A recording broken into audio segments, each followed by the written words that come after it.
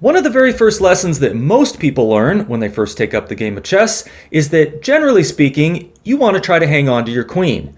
It's the most powerful piece on the board, and as I learned very early on, if you lose your queen without capturing your opponent's queen, it's usually just game over. And I think this is why I find it particularly fascinating when I see an elite player give up their queen on move 5, as we're about to see in this incredible game, for what seems like totally insufficient compensation. On the white end, we have Raymond Keene, one of England's strongest players in the 1960s and 70s. This game is from 1964, when Keene was only about 16 years old, not yet a grandmaster or even a master, but as this performance beautifully demonstrates, he was already quite capable of uncorking brilliant sacrificial opening traps that seemed to spring out of nowhere. His victim is a character by the name of E. Fielder, which, full disclosure, I couldn't find any information on, so rather than making something up, I've decided to just be upfront about it. As previously mentioned, Keene has dominion over the white pieces, and he kickstarts this unforgettable masterpiece with d4. Fielder responds knight to c6, an extremely rare move, seen in only one out of about 500 master-level games, and for good reason, as this allows white to play the space-gaining d5 with an attack on the knight. So it's kind of like a queenside version of Alekhine's defense. The engine always frowns upon this kind of thing, being a lover of space, and it's already evaluating the position as being almost 3/4 of a pawn in white's favor, but if you're looking to delve into the depravity of a trolling lifestyle, this could be a good way to get your feet wet. At the very least, you'll be getting your opponent out of their comfort zone, and there's a good chance that they won't realize that d5 is their best move here, as Raymond Keene didn't, playing knight to f3 instead, giving black the chance to bring the position much closer to equilibrium with d5 transposing into a Chigorin variation. Still not a super great line for black, since he's blocked his c-pawn from influencing the center of the board, but at least white's not playing his d5. Fielder has something else in mind though. He plays d6, allowing Keene to erect his ideal central pawn duo with e4, which by extension is not ideal for black. Fielder once again has a non-trivial disadvantage, which if he were to try to minimize now, he would probably want to play knight to f6, if in the great guild guru we trust, but what's played is the very ambitious, though highly dubious, bishop to g4. What could be wrong with that? And how do you think white should respond? I think a lot of us would want to play bishop to e2, just breaking the pin right away, then maybe think about d5 next, harassing the knight on c6, and that would heavily favor white. But would you suspect me of intentionally misspeaking if I told you that the move played in the game, d5, is not only the best move on the board, but also quite possibly the only winning one? It seems counterintuitive because you're allowing the move now played by Fielder, knight to e5, increasing pressure on the pin to f3 knight. Why wouldn't you break that pin with bishop to e2 before pushing d5? That way you could play knight takes e5 without losing your queen to bishop takes d1. Well, that's a very good question, and it's not an easy one. But unless you paid no attention to the title, thumbnail, and or intro to this video, you probably already know that it does have an answer, because this is what happened in the game, where Raymond Keene here on move 5 did sacrifice his queen. Now, just to be thorough, I should probably mention that black really has no choice but to accept the sacrifice, seeing that a piece has just been captured on e5, his bishop is under attack, so playing anything other than bishop takes d1 here is just going to result in the loss of a whole piece. And what do you think the move is now? I think most of you probably have a good idea. First person to type it in the comments gets 150 points. I'm feeling generous today. And someday I might even feel generous enough to tell you just what, if anything, those points are good for. But the move is, of course, bishop to b5 check. It's about as forcing as they come. Black's only got 2 legal replies.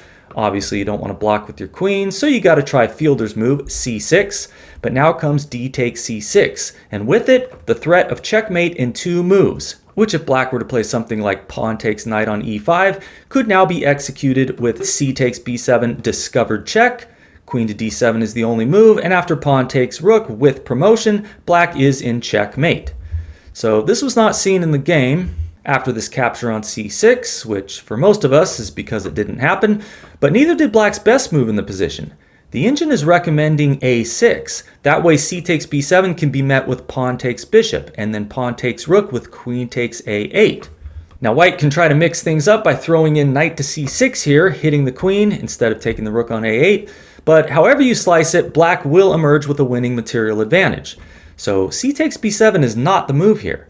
But there is a winning move, and that move is c7 check, picking up the black queen. When after a takes b5, pawn takes queen, and rook takes d8, the piece count remains equal, but after knight takes f7, threatening to win a rook, king takes f7, and king takes d1, black is a pawn down, having the terribly weak double Isolani duo on the queen side and very little hope of survival.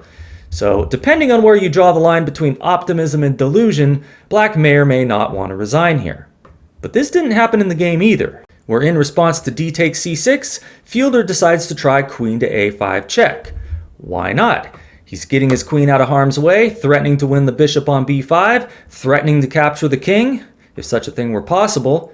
Why don't we allow that, by the way? Was it considered ungentlemanly or inappropriate at some point to actually allow the capture of the king? I'm sure somebody can let me know in the comments, but anyway, knight to c3 is the only move that doesn't lose, both blocking the check and defending the bishop. White's now threatening a checkmate in 4 with pawn takes b7, discovered check, followed by the capture on a8 with promotion, so something must be done. Black has various things he can try, the most obvious of which is probably to just capture the pawn on c6, and that is what was played in the game, but there are a few compelling alternatives that we need to look at first, beginning with king to d8, which almost looks like it answers everything, until you see that c takes b7 comes with the dual threat of winning the rook while gaining a new queen, and knight to c6 winning black's queen with the royal fork. So that's not working. You could try b6, preventing that capture on b7, only trouble is, there's still c7 with check, forcing black to part with his queen by taking on b5, seeing that that's his only way to get out of check. Okay, what's next? How about the top engine move, a6? This looks like a winner, since after either c7 or c takes b7, black can take the bishop on b5 with a pawn while simultaneously defending his rook, so he's not getting mated. But here, white has the single winning move. Do you see it? It's b4. Driving the black queen off of that a file where she will not be able to defend the rook on a8, which will then be picked up with c takes b7 followed by promotion. Unless black now sacrifices his queen by taking the bishop or by moving it to d8, allowing c7 discovered check, picking up the queen that way. Okay, we're almost done. We got one more important possibility that we need to consider before we get to what was played in the game, and that is a queenside castling. This is perhaps the most challenging defense to refute, but it can be done with, what do you think? C takes b7 check? Nay, said the knight as it galloped into c4, attacking the queen, which must now be moved to either c7 or b4, lest it be lost. Queen to c7 is a bit problematic as that runs into d5, forcing the queen to b8, followed by c7, defended by the knight, forking queen and rook. So queen to b4 is the best practical try, but now comes a3, forcing the queen to c5, and then bishop to e3, forcing the queen to h5. C takes b7 check is now the best move, as is king takes b7, and after rook takes bishop on d1, what do we have? Well, we have a not quite so obviously winning position for white, compared to the previous lines we looked at anyway, since here there is no tactical knockout blow. White's only got the 2 minor pieces and a pawn for his queen, but oh, what active pieces he has. And I'd be really curious to know just how much of this variation Raymond Keene was able to calculate over the board, because this is what really makes what would otherwise be a relatively straightforward opening trap more of a deep positional type sacrifice. So I'll just show you a couple more moves just so you can see the kinds of problems black has. We'll take a look at the top engine line with e6, just keeping a knight or a rook out at d5, knight to a5 check, king to a8, and now rook to d4, with the rather cavemanly plan of going after the pawn on a7, with rook to a4, knight to c6, etc. And black just has no good defense. Once white grabs that pawn, material equality will be nearly restored, and then when you take into account the fact that almost all of black's pieces are over here on the king side doing a whole lot of nothing, while most of white's are about to converge on his precious monarch, it shouldn't be too difficult to get on board with the engine's claim that black is totally shafted here. Okay, we've done our due diligence, let's take a look at what was played in the game, which after knight to c3 is b takes c6. White's got 2 options for the recapture, both are winning. Keene chooses the strongest one, bishop takes c6 check. Black's decision is easy. He's got to move his king to d8. Well, I guess he doesn't have to. I mean, he could make his king take off vertically like a rocket ship if he wanted to, with sound effects and everything. What a scandal that would have been, huh? I think that's what Kramnik should do the next time he's in an over-the-board tournament. That way everyone would just think he's crazy for real, and he might actually get some sympathy. Not that I want him to get sympathy or anything, but I digress. Let's talk about Keene's follow-up, knight takes f7 with check. Now Black has his choice of king to c7 or king to c8. Doesn't really matter which move he chooses, both are equally losing. Fielder puts his king on c7. Keene now grabs the rook on a8, seeing that the rook on h8 isn't going anywhere. And after Fielder moves his bishop to safety, that rook is now rounded up with knight takes h8. And this brings us to a good moment to stop and assess.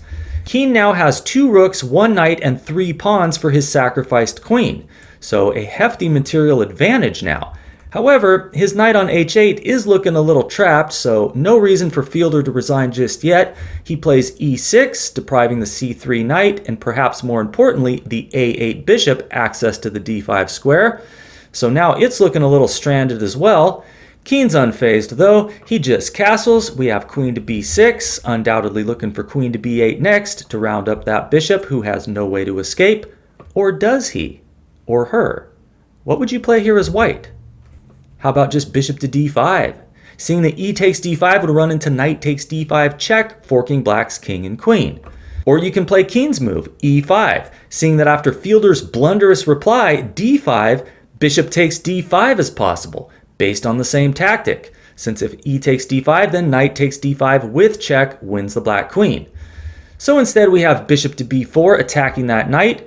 Keene pays it no mind. He plays bishop to e3, hitting the queen. It goes to a5, removing defense from the pawn on e6, which now falls. Fielder takes the pawn on e5, an excellent move, attacking the bishop, keeping the pressure on c3. Actually, I'm only kidding. This is not only a terrible move, but it's a catastrophically blunderous move of game-ending proportion. Pause the video if you so desire and see if you can figure out why. The winning move, now played by Raymond Keene, is bishop to f4, attacking the queen, with a pin to her weaker though more valuable half. Queen takes f4 is of course the only way to avoid losing the queen on the next move, but now comes knight to d5 check with the fork. The queen will be lost, and so here on move 19 we do have a resignation from E. Fielder. So what did you think about that? Not often you get to see a queen sacrifice of that caliber played so early in the opening.